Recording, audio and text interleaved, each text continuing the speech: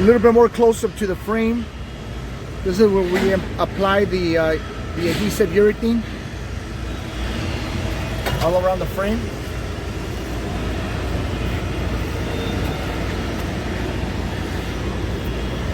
That's how we go ahead and primer it.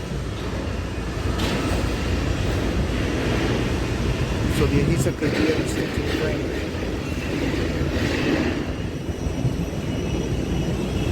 All right, so we installed it into the frame.